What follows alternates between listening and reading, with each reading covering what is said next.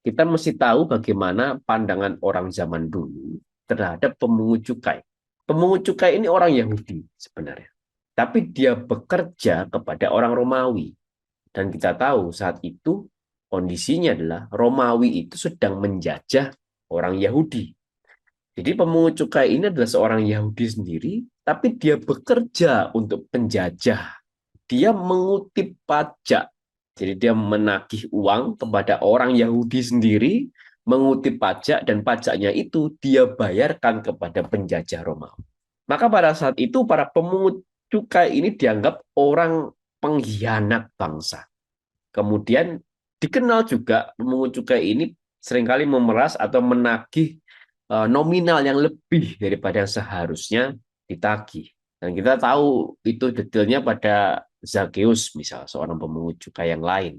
Pemungut cukai ini benar-benar orang yang dia direpresentasikan sebagai orang berdosa yang dikucilkan, orang berdosa yang dianggap najis. Dan kita bisa kebayang lah orang Yahudi saat itu bagaimana melihat si pemungut cukai ini, gitu kan, si pengkhianat bangsa ini. Maka dari sini dinilai ada dua kontroversi yang Yesus lakukan. Yang pertama adalah Yesus malah justru memanggil si pengkhianat bangsa ini untuk menjadi muridnya.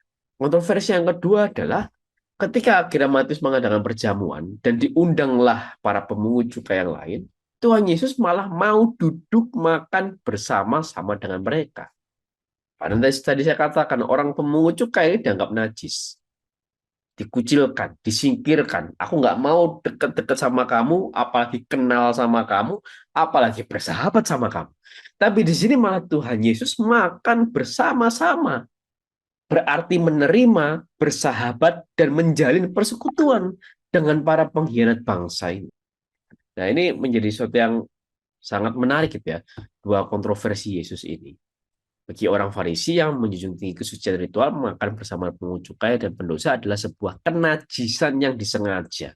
Jadi seakan Tuhan Yesus ini sedang sengaja dia menajiskan diri untuk ikut makan bersama-sama dengan para pemungut cukai, para orang berdosa ini. Menariknya juga adalah bagaimana Matius ini itu dipanggil justru malah di momen di mana dia sedang bekerja. Dia dipanggil langsung dari meja cukainya. Dia sedang melakukan aktivitas untuk menambah kekayaannya dia, dan tiba-tiba Tuhan Yesus datang, ikutlah aku, lalu Matius segera mengikuti Yesus.